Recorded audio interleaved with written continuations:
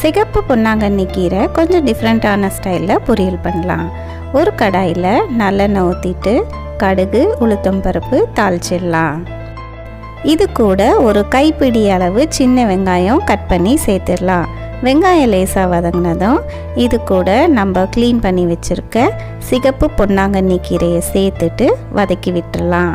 அடுப்பை நல்லா லோ ஃப்ளேமில் வச்சுட்டு ஒரு மிக்ஸி ஜாரில் தேங்காய், காஞ்ச மிளகாய், சீரகம் இது எல்லாத்தையும் தண்ணி சேர்க்காம அரைச்சிட்டு வந்து நம்ம வதக்கியிருக்க கீரை கூட சேர்த்துட்டு எல்லாத்தையும் ஒன்றா மிக்ஸ் பண்ணி விட்டுடலாம். இந்த ஸ்டேஜில் இந்த கீரையோட அளவுக்கு ஏற்ற உப்பு சேர்த்துட்டு 1 நிமிஷம் மூடி போட்டு வேக வைக்கலாம்.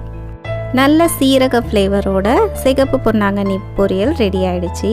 இந்த கீரை நம்மளோட கண் பார்வைக்கு ரொம்பவே நல்லது. வாரத்தில் 2 முறை நீங்கள் செஞ்சு பாருங்கள்.